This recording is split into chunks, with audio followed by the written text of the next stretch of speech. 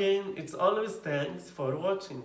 Today the topic is bacterial morphology and structure, part 2. Let's begin. Today we will talk about particular structure, difference between gram-positive and gram-negative bacteria, and gram staining procedure. Firstly, the particular structure, specifically the capsule, is an outer layer that resides in most bacteria and fungi. The most important characteristic of the capsule is the protection from the cells of the immune system, especially the bacteriophage cells.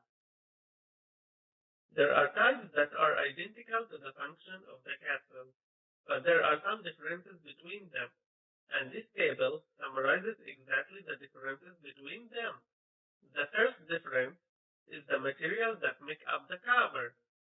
The second difference depicts for us any cover that can adhere to organisms, as we see that slime layer and glycocalyx are similar, where the function is that they lack the property of adhesion.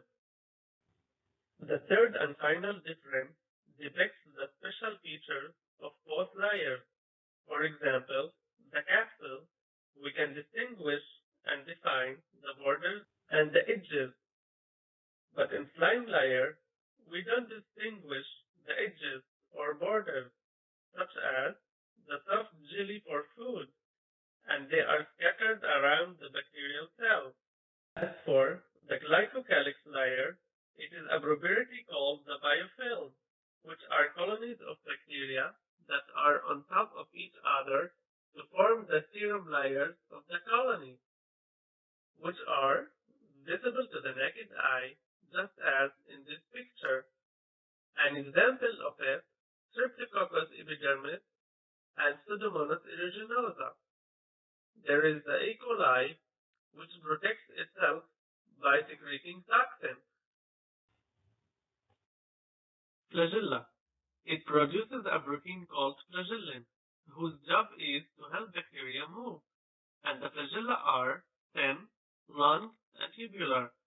There are a distinctive characteristic of flagella, which is positive and negative chemotaxis, and I will give you a vivid example to understand the intent. When a person feels in danger, they secrete adrenaline, which starts to raise the pressure in emergency situations and gives a more serious warning in order to move away, as well as the matter when the bacteria feel the danger and calming the antibodies to swallow it. The protein is produced, flagellin, and in turn urges the receptors to instruct the bacteria to move away, and this process is known as positive chemotaxis.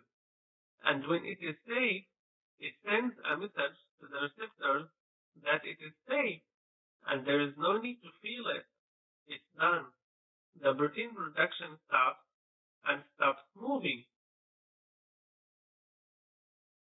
There are 4 common types of flagella that differ from one bacterium to another. When I explaining the types, pay attention to the pictures next to each sentence to understand the intent. The first, monotrichous, which is a single flagella and only from one direction, is an example of it, Vibrio cholera.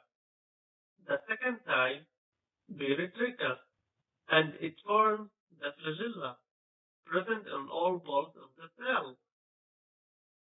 An example of it, Salmonella typhi. The third type, Lophotrichus, which is the presence of 2 or more flagella in one ball only. An example of it, Perillum. The fourth and last type, Amphitrichus. There is only a single flagellum, and each one has a ball. For example, Alcaligen caecalis. The villi and fimbriae. These 2 tables explain exactly the differences between them. The first difference is the type of protein. In the villi, its name fillin, and in the fimbriae, its name fibrin. The second difference is the black that adheres to the surface of the other bacterial cells.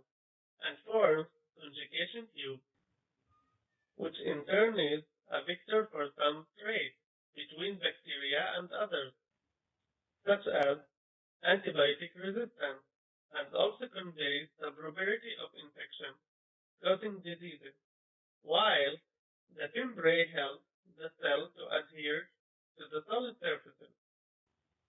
The third difference is the factor of F minus, which is fertility factor. It is only present in the gram-negative bacteria. The function of this factor is the donor cell use the probability of communicating with the other bacterial cells, such as transferring resistant antibiotic, spore, and toxin. The blood flowed to certain organs, in other words, anemia. An example of it, coagulase positive bacterium, Staphylococcus aureus. The final difference is the villi are long and tubular outgrowths are dense and few, while the fimbriae are as small as fiber and exist in large quantities. The spore is formed by two layers. The inner layer, which is called cortex, and it is thick, and the outer layer is called coat, and it is thin and rigid, whose function is to protect bacteria from an unsuitable environment, such as acid and base pH, highly salt concentration, low temperature, and dehydration, while a state is present. Spore enzymes are low and don't consume large amounts of water in order not to dry out and die. Bacteria that form an anti-heat layer are produced by the layer due to calcium and dipiclinic acid. Examples of bacteria that do the work of spores are Clostridium and Bacillus subtilis. It is also known that we have two types of bacteria, namely gram-positive and gram-negative bacteria, and this slide shows us the differences between the cell wall of both types of bacteria. The first difference is that in gram-positive, the peptidoglycan is thick, and in gram-negative is thin. The second difference is the pigment.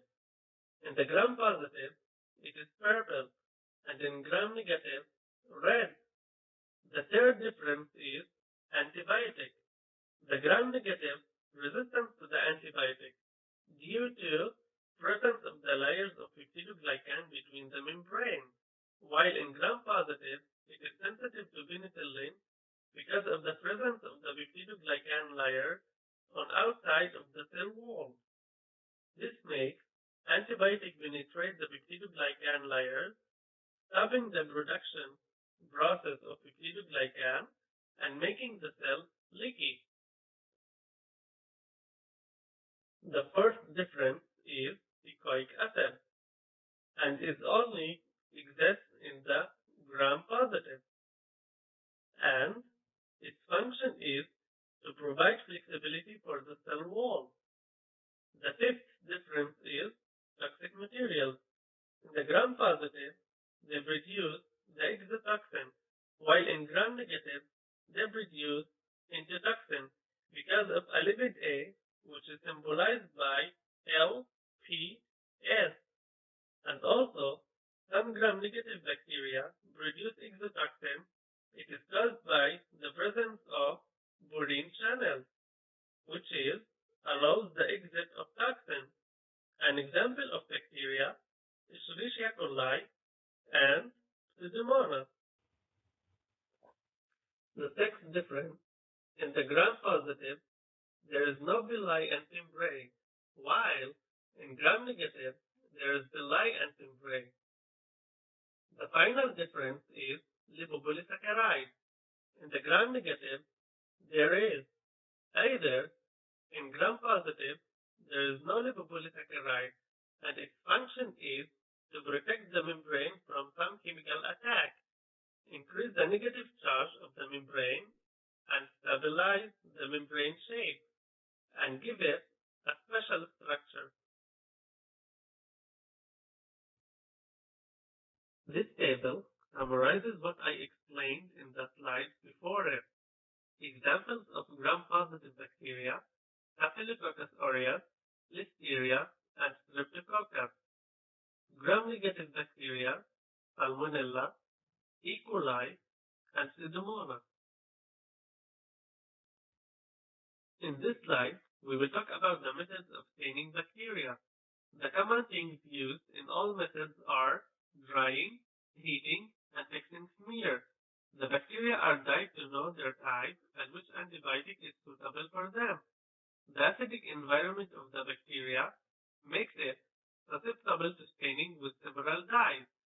The most common methods used to dye bacteria are simple staining, negative staining, impregnation staining, and differential staining. The first method, namely simple staining. Methylene blue used for simple staining. The methylene blue is placed and gives one color to each bacteria. The second method, which is negative staining, it is used to dye bacteria that contains a capsule and doesn't take the color of simple staining. For example, pyroxene. The third method is impregnation. The silver is used on the surface. Bacteria and the types that are used in this way are pyroxene and bacteria that have flagella.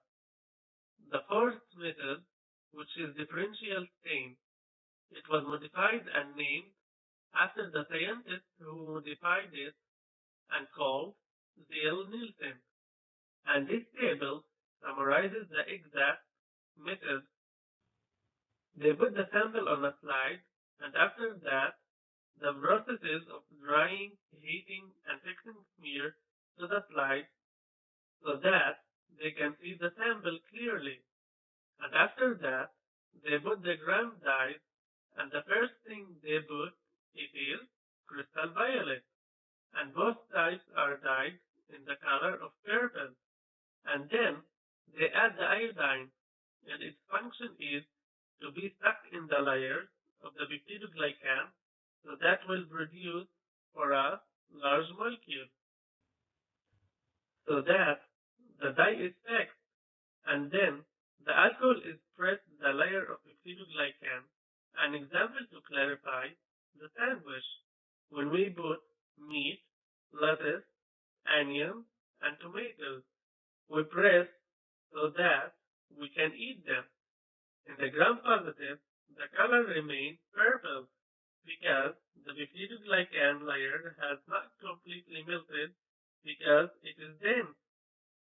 But in the gram-negative, the peptidoglycan layer dissolves because it is thin. The base becomes colorless, after which the safranin is added to gram-positive, which is pushed in the outward and remains in color purple. As for the gram-negative, it is pigmented with a red color.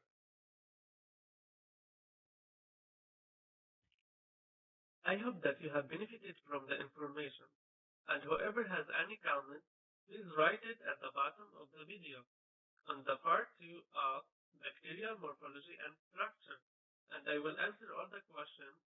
Thanks you for following up. I will see you next week with a new topic. Have a good day.